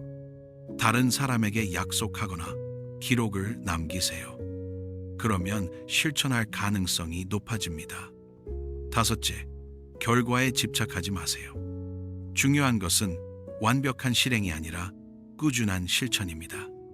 70%만 실천해도 0%보다 훨씬 낫습니다. 플라톤의 이 명언은 우리에게 분명한 메시지를 줍니다. 지식은 도서관에 있는 것이 아니라 삶 속에서 실천될 때 의미가 있습니다. 오늘 배운 것 중 하나만이라도 실천해 보세요. 작은 행동 하나가 당신의 인생을 바꿀 수 있습니다. 플라톤이 말했습니다. 행동하지 않는 지혜는 무용하다. 당신의 지혜를 행동으로 옮기세요. 지금 당장 24번째 명언입니다. 어려운 일을 기꺼이 하는 사람에게 어려운 일은 쉬워진다. 플라톤의 국가에 나오는 통찰입니다. 우리는 어려운 일을 피하려 합니다. 본능적으로 편한 것을 찾고 힘든 것을 회피합니다. 이것은 자연스러운 인간의 성향입니다. 하지만 플라톤은 역설적인 진리를 말합니다. 어려운 일을 기꺼이 받아들이면 그 일이 쉬워진다. 왜일까요? 첫째, 태도가 바뀌기 때문입니다. 어려운 일을 억지로 하면 모든 것이 고통스럽습니다. 하지만 기꺼이 하면 마음이 편해집니다. 둘째, 능력이 향상되기 때문입니다. 어려운 일을 계속하다 보면 실력이 붑니다. 처음에 어려웠던 것이 나중에는 쉬워집니다. 셋째, 자신감이 생기기 때문입니다. 한번 어려운 일을 해내면 나도 할 수 있다는 자신감이 생깁니다. 그러면 다음 어려운 일도 덜 두렵습니다. 넷째, 관점이 바뀌기 때문입니다. 어려운 일을 성장의 기회로 보기 시작합니다. 힘들다가 아니라 배운다로 생각하게 됩니다. 플라톤은 이렇게 비유합니다. 근육을 키우려면 무거운 것을 들어야 한다. 처음엔 힘들지만 계속하다 보면 같은 무게가 가벼워진다. 정신도 마찬가지다. 실생활의 예를 볼까요? 외국어 공부를 시작한 사람. 처음에는 모든 것이 낯설고 어렵습니다. 하지만 매일 기꺼이 공부하면 어느새 대화할 수 있게 됩니다. 새로운 직장에 들어간 사람. 처음에는 모든 업무가 복잡하고 어렵습니다. 하지만 기꺼이 배우고 익히면 6개월 후에는 능숙해집니다. 운동을 시작한 사람. 처음에는 5분도 힘듭니다. 하지만 기꺼이 계속하면 30분, 1시간도 거뜬해집니다. 여기서 핵심은 기꺼이입니다. 억지로, 마지못해, 불평하면서 하는 것과 기꺼이 하는 것은 완전히 다릅니다. 억지로 하면 스트레스만 쌓이고 실력은 늘지 않습니다. 기꺼이 하면 즐겁게 배우고 빠르게 성장합니다. 그렇다면 어떻게 기꺼이 할 수 있을까요? 첫째, 의미를 찾으세요. 왜 이 일을 하는가? 목적이 분명하면 과정이 즐거워집니다. 둘째, 성장에 집중하세요. 고통이 아니라 배움에 초점을 맞추세요. 힘들다가 아니라 성장하고 있다고 생각하세요. 셋째, 작은 진전을 축하하세요. 완벽을 기대하지 말고 어제보다 나아진 자신을 인정하세요. 넷째, 긍정적인 언어를 사용하세요. 해야 한다가 아니라 하고 싶다. 힘들다가 아니라 도전적이다. 언어를 바꾸면 태도가 바뀝니다. 플라톤의 이 명언은 우리에게 희망을 줍니다. 지금 어려운 일이 영원히 어려운 것은 아닙니다. 기꺼이 계속하면 반드시 쉬워집니다. 오늘 당신 앞에 어려운 일이 있나요? 피하지 마세요. 기꺼이 받아들이세요. 6개월 후 1년 후 당신은 지금과 완전히 다른 사람이 되어 있을 것입니다. 그리고 그때 깨달을 것입니다. 생각보다 어렵지 않았네라고. 25번째 명언입니다. 자제력은 가장 큰 힘이다. 플라톤은 인간의 영혼을 세 부분으로 나누었습니다. 이성, 감정, 욕망. 그리고 가장 이상적인 상태는 이성이 감정과 욕망을 다스리는 것이라고 했습니다. 이것이 바로 자제력입니다. 현대 심리학에서도 자제력이 성공의 가장 중요한 요소라고 합니다. 유명한 마시멜로 실험을 아시나요? 아이들에게 마시멜로 하나를 주고 말합니다. 15분 참으면 하나 더 줄게. 참은 아이들과 못 참은 아이들을 수십 년 추적 조사했습니다. 결과가 어땠을까요? 참은 아이들이 성인이 되어 더 성공적인 삶을 살았습니다. 학업 성적도 좋고 직장도 안정적이고 결혼 생활도 행복했습니다. 플라톤이 2400년 전에 한 말이 과학적으로 증명된 것입니다. 자제력은 왜 그렇게 중요할까요? 첫째, 장기적 이익을 위해 단기적 쾌락을 포기할 수 있기 때문입니다. 다이어트는 지금 당장의 맛있는 음식을 참는 것입니다. 공부는 지금 당장에 놀고 싶은 욕구를 참는 것입니다. 저축은 지금 당장 쓰고 싶은 돈을 참는 것입니다.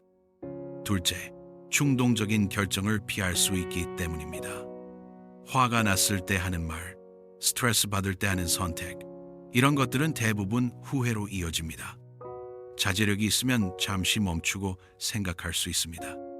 셋째, 목표를 향해 꾸준히 나아갈 수 있기 때문입니다. 재능보다 중요한 것이 끈기입니다. 끈기의 핵심은 자제력입니다. 넷째, 다른 사람과의 관계가 좋아지기 때문입니다. 화를 참고 비난을 참고 불만을 참으면 관계가 원만해집니다. 플라톤은 이렇게 비유합니다. 영혼 안에는 말 두 마리가 있다. 하나는 순종적이지만 하나는 제멋대로다. 훌륭한 사람은 고삐를 잡고 두 말을 모두 다스릴 수 있다. 그렇다면 자제력을 어떻게 키울 수 있을까요? 첫째, 작은 것부터 참으세요. 갑자기 큰 유혹을 참을 수는 없습니다. 오늘 과자 한 봉지 참기, 오늘 핸드폰 10분 덜 보기, 이런 작은 것부터 시작하세요. 둘째, 유혹을 멀리 하세요. 의지력만으로는 부족합니다. 환경을 바꾸세요. 다이어트 중이면 집에 과자를 두지 마세요. 셋째, 대체 활동을 준비하세요. 담배를 참기 힘들 때 사탕을 먹고 게임하고 싶을 때 책을 읽으세요. 나쁜 습관을 좋은 습관으로 대체하는 것입니다. 넷째, 장기적 목표를 상기하세요. 왜 참아야 하는가? 목표가 분명하면 참기가 쉬워집니다. 다섯째, 실패를 용납하세요. 가끔 실수하는 것은 괜찮습니다. 중요한 것은 다시 시작하는 것입니다. 플라톤은 이렇게 말합니다. 자제력 없는 힘은 폭력이 되고, 자제력 없는 지혜는 교만이 되고, 자제력 없는 용기는 무모함이 된다. 자제력은 모든 덕의 기초입니다. 오늘 하루만이라도 한 가지를 참아보세요. 화를 참거나 과자를 참거나 스마트폰을 참거나 그 작은 승리가 쌓이면 당신은 엄청난 힘을 가진 사람이 될 것입니다. 플라톤이 말한 가장 큰 힘을 가진 사람 말입니다. 26번째 명언입니다. 진리를 추구하는 삶만이 가치 있는 삶이다. 플라톤의 철학 전체를 관통하는 핵심 명제입니다. 플라톤에게 진리란 무엇이었을까요? 그것은 변하지 않는 궁극적 실제였습니다. 플라톤은 유명한 동굴의 비유를 했습니다. 동굴 안에 묶인 사람들이 있습니다. 그들은 평생 벽에 비친 그림자만 봅니다. 그들은 그 그림자가 실제라고 믿습니다. 어느 날 한 사람이 풀려나 동굴 밖으로 나갑니다. 처음에는 햇빛이 눈부셔 고통스럽습니다. 하지만 점차 눈이 적응하면서 진짜 세상을 보게 됩니다. 그는 깨닫습니다. 내가 평생 본 것은 그림자였구나. 이것이 진짜였구나. 플라톤은 말합니다. 대부분의 사람들은 동굴 안에서 그림자를 보며 산다. 하지만 철학자는 진리를 찾아 동굴 밖으로 나가는 사람이다. 현대를 살아가는 우리에게 이것은 무엇을 의미할까요? 우리도 많은 그림자를 보며 삽니다. SNS에서 보이는 완벽한 삶은 그림자입니다. 실제 삶은 훨씬 복잡하고 불완전합니다. 광고에서 보이는 행복은 그림자입니다. 진정한 행복은 물건을 사는 데서 오지 않습니다. 뉴스에서 보이는 세상은 그림자입니다. 실제 세상은 훨씬 더 복잡하고 다양합니다. 플라톤은 우리에게 묻습니다. 당신은 그림자를 보고 있습니까? 아니면 진리를 보고 있습니까? 진리를 추구한다는 것은 무엇일까요? 첫째, 표면 너머를 보는 것입니다. 겉으로 보이는 것만 믿지 말고 본질을 파악하려 노력하세요. 둘째, 편견을 버리는 것입니다. 내가 믿고 싶은 것이 아니라 실제로 사실인 것을 찾으세요. 셋째, 끊임없이 질문하는 것입니다. 이게 정말 사실일까? 이렇게 계속 물어보세요. 넷째, 불편한 진실도 받아들이는 것입니다. 듣기 좋은 거짓보다 불편한 진실이 낫습니다. 플라톤은 진리 추구가 고통스러울 수 있다고 경고합니다.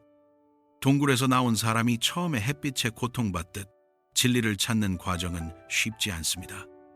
내가 믿던 것이 틀렸다는 것을 깨닫는 것은 고통스럽습니다. 내가 살아온 방식이 잘못되었다는 것을 인정하는 것은 어렵습니다. 하지만 플라톤은 말합니다. Young and is protected individual. 그 고통을 견딘 자만이 진정한 자유를 얻는다. 실생활에서 어떻게 적용할까요? 뉴스를 볼 때 한쪽 의견만 듣지 말고 다양한 관점을 들어보세요. SNS를 볼 때 표면만 보지 말고 그 뒤의 현실을 생각해 보세요. 누군가의 조언을 들을 때 맹목적으로 믿지 말고 스스로 검증해 보세요. 플라톤은 이렇게 말합니다. 진리를 추구하는 삶은 쉽지 않다. 하지만 그것만이 진정으로 가치 있는 삶이다. 오늘 하루 한 가지만이라도 깊이 생각해 보세요. 이것이 정말 진실일까? 나는 본질을 보고 있을까? 그 질문이 당신을 동굴 밖으로 이끌 것입니다. 27번째 명언입니다. 영혼은 죽지 않는다. 플라톤은 파이돈에서 영혼의 불멸성을 논증했습니다. 많은 사람들이 죽음을 두려워합니다. 왜일까요? 죽으면 모든 것이 끝난다고 생각하기 때문입니다. 하지만 플라톤은 다르게 봅니다. 몸은 죽어도 영혼은 영원히 살아남는다. 플라톤은 여러 가지 논증을 제시합니다. 첫째, 반대의 논증입니다. 모든 것은 반대에서 나옵니다. 밤에서 낮이, 낮에서 밤이 나오듯 죽음에서 삶이, 삶에서 죽음이 나옵니다. 따라서 죽음은 끝이 아니라 또 다른 시작입니다. 둘째, 상기의 논증입니다. 우리가 배우는 것은 사실 이미 알고 있던 것을 떠올리는 것입니다. 완벽한 원, 완벽한 정의, 이런 것들을 우리는 현실에서 본 적이 없지만 알고 있습니다. 이것은 영혼이 태어나기 전부터 존재했다는 증거입니다. 셋째, 단순성의 논증입니다. 복합적인 것은 분해될 수 있지만 단순한 것은 분해될 수 없습니다. 몸은 복합적이므로 분해되고 죽지만 영혼은 단순함으로 분해될 수 없고 죽지 않습니다. 현대인인 우리는 이것을 어떻게 받아들여야 할까요? 플라톤의 논증을 문자 그대로 믿을 필요는 없습니다. 하지만 그가 전하려는 메시지는 명확합니다. 물질적인 것에만 집착하지 마라. 영원한 것에 관심을 가져라. 우리는 죽는 몸을 꾸미는데 너무 많은 시간을 씁니다. 외모, 옷, 액세서리 이런 것들에 집착합니다. 하지만 이것들은 결국 사라집니다. 반면 영혼을 가꾸는 데는 소홀합니다. 지식, 덕, 지혜, 사랑 이런 것들을 등한시합니다. 하지만 이것들은 영원히 남습니다. 플라톤은 소크라테스의 마지막 모습을 기록했습니다.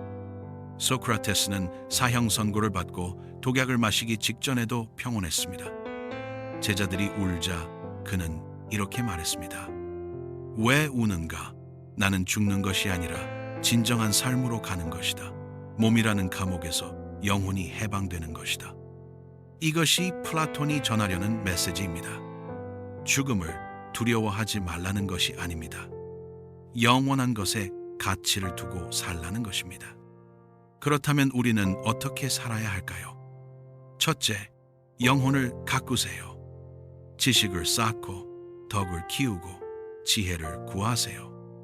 둘째, 의미 있는 것을 추구하세요. 일시적인 쾌락이 아니라 영원한 가치를 추구하세요. 셋째, 사랑하세요. 물질은 사라지지만 사랑은 남습니다. 넷째, 선을 행하세요. 당신의 선행은 당신이 죽은 후에도 계속 영향을 미칩니다.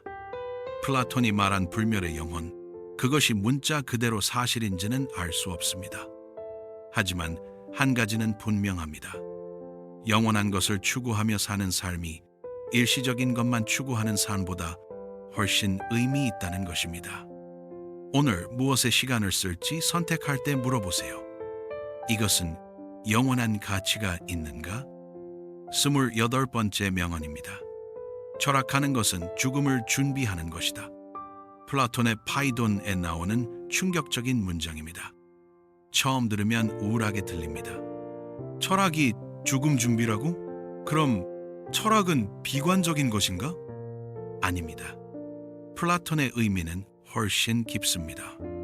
플라톤은 이렇게 설명합니다. 죽음이란 영혼이 몸에서 분리되는 것이다. 철학자는 평생 몸의 욕망에서 벗어나 순수한 영혼으로 살려고 노력한다. 따라서 철학자는 평생 죽음을 연습하는 사람이다. 무슨 뜻일까요? 몸은 끊임없이 욕망을 요구합니다. 맛있는 음식, 편한 침대, 쾌락, 이런 것들을 원합니다. 하지만 철학자는 이런 욕망에서 벗어나려 합니다. 순수하게 생각하고 진리를 추구하고 영혼을 가꾸려 합니다. 이것이 바로 죽음을 준비하는 것입니다. 몸의 지배에서 벗어나 영혼으로 사는 연습입니다. 플라톤은 이렇게 비유합니다. 몸은 영혼의 감옥이다. 철학자는 평생 이 감옥에서 탈출하려 노력한다. 현대적으로 해석하면 어떻게 될까요? 우리는 물질적 욕망에 지배당하며 삽니다. 더 많은 돈, 더 좋은 차, 더 큰 집, 더 맛있는 음식, 끊임없이 더 많은 것을 원합니다.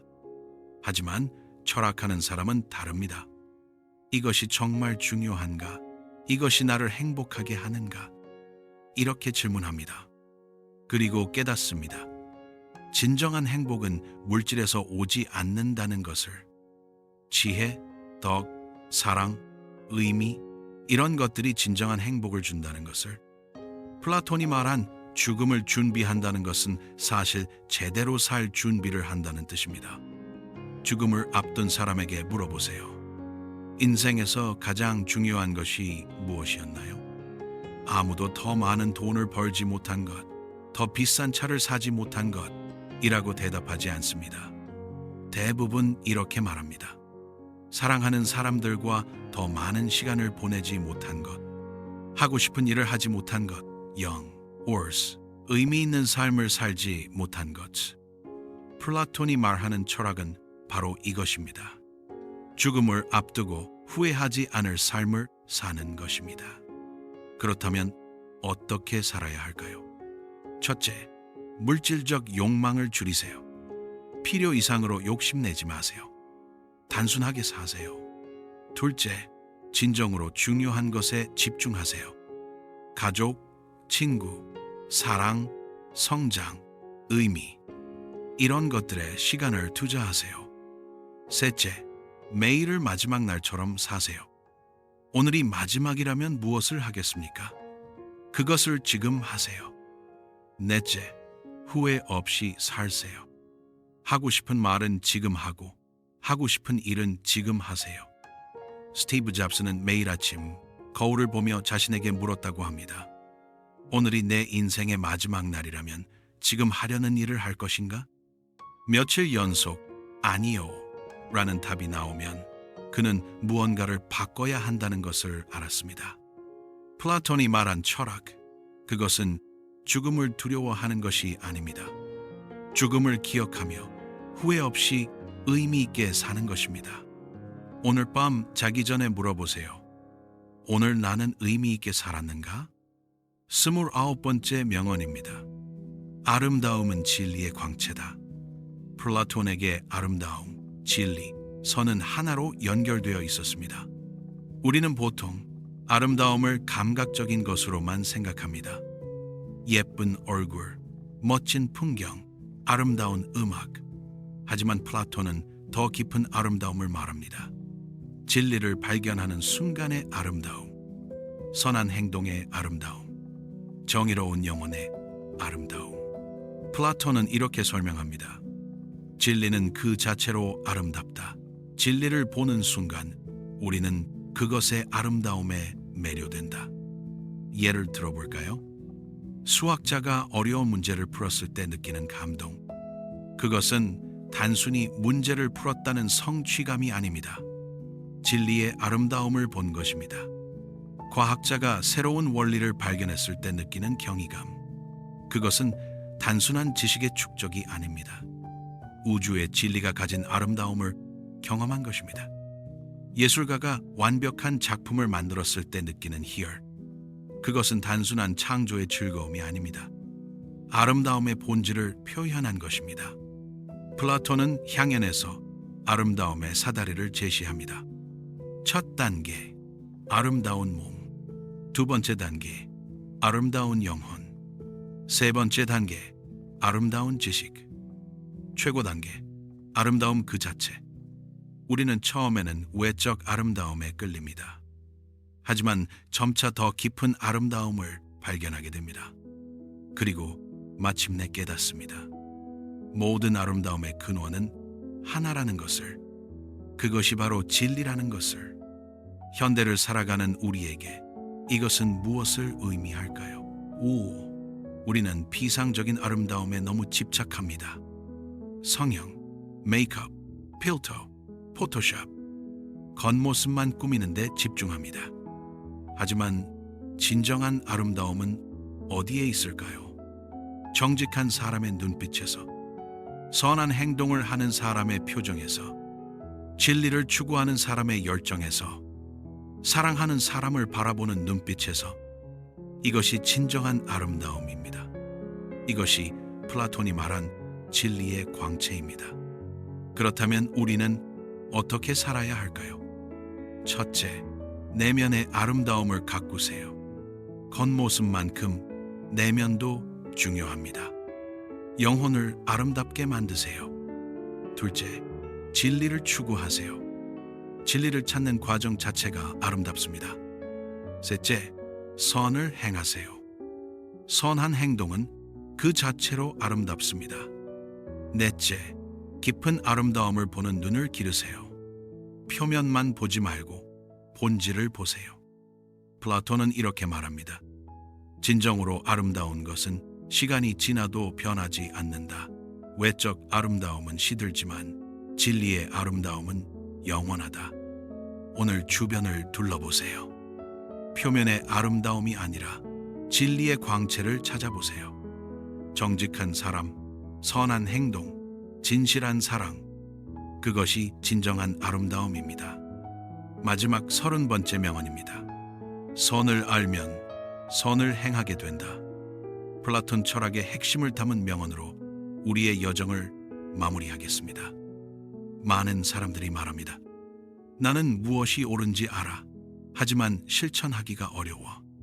플라톤은 반론합니다. 진정으로 안다면 반드시 행하게 된다. 이것은 논란의 여지가 있는 주장입니다. 하지만 깊이 생각해보면 플라톤이 옳습니다. 우리가 실천하지 못하는 이유는 진정으로 알지 못하기 때문입니다. 예를 들어볼까요? 흡연자는 담배가 해롭다는 것을 안다고 말합니다. 하지만 계속 핍니다. 왜일까요? 진정으로, 온 마음으로 그 해로움을 깨닫지 못했기 때문입니다. 만약 담배 한 개비가 즉시 심장마비를 일으킨다는 것을 안다면 어떨까요? 아무도 담배를 피우지 않을 것입니다. 플라톤은 이렇게 설명합니다. 사람들이 악을 행하는 이유는 악하기 때문이 아니라 진정으로 선이 무엇인지 모르기 때문이다. 이것은 매우 낙관적인 인간관입니다. 플라톤은 인간이 본질적으로 선하다고 믿었습니다. 우리가 지난 1시간 동안 함께 본 30가지 명언을 돌아보세요. 검토되지 않은 삶을 살지 말라. 실수를 인정하라. 자신을 정복하라. 습관을 만들라. 무지를 없애라. 경이감을 가지라. 땀 흘려 얻으라. 말할 때를 알라. 선과 악을 분별하라. 좋은 책을 읽으라. 정의롭게 살라. 불의를 당할지언정 불의를 행하지 말라. 정치에 참여하라. 덕을 배우라. 정의가 이롭다는 것을 알라. 사랑하라.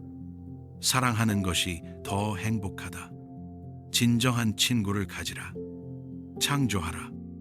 선한 사람끼리 우정을 나누라. 용기를 가지라. 시작하라. 행동하라. 어려운 일을 기꺼이 하라. 자제력을 키워라. 진리를 추구하라. 영혼을 가꾸라. 죽음을 준비하라. 아름다움을 보라. 선을 알고 행하라. 이 모든 가르침의 핵심은 하나입니다. 더 나은 사람이 되는 것입니다. 플라톤이 2400년 전에 한 말이 지금도 여전히 유효한 이유는 무엇일까요? 인간의 본질은 변하지 않기 때문입니다. 우리는 여전히 행복을 추구하고 의미를 찾고 사랑하고 고민합니다. 플라톤의 지혜는 이런 영원한 질문에 대한 답을 제공합니다. 여러분, 오늘 우리는 플라톤의 30가지 명언을 함께 살펴보았습니다. 이 명언들은 단순한 격언이 아닙니다. 이것은 2400년을 견딘 지혜이며 수많은 사람들의 삶을 변화시킨 가르침입니다. 물론 모든 것을 한 번에 실천할 수는 없습니다. 그럴 필요도 없습니다. 오늘 들은 것 중 단 하나만이라도 기억하고 실천해 보세요. 그 하나가 당신의 삶을 바꿀 수 있습니다. 혹시 어떤 명언이 가장 마음에 와닿았나요? 그 명언을 메모해 두세요. 그리고 오늘부터 실천해 보세요. 플라톤의 아카데미아는 900년 동안 존속했지만 결국 문을 닫았습니다. 하지만 플라톤의 지혜는 2400년이 지난 지금도 살아있습니다. 그리고 앞으로도 영원히 살아있을 것입니다. 왜일까요? 진리는 시간을 초월하기 때문입니다. 플라톤이 마지막으로 우리에게 남긴 메시지를 기억하세요. 선을 알면 선을 행하게 된다. 오늘 우리는 많은 선을 배웠습니다. 이제 행할 차례입니다. 작은 한 걸음부터 시작하세요. 그 한 걸음이 당신을 더 나은 사람으로, 더 행복한 사람으로 만들어줄 것입니다. 플라톤의 지혜와 함께 여러분 모두 의미 있고 행복한 삶을 사시길 바랍니다. 오늘도 함께 해주셔서 감사합니다. 여러분의 삶에 플라톤의 지혜가 빛이 되기를 바랍니다.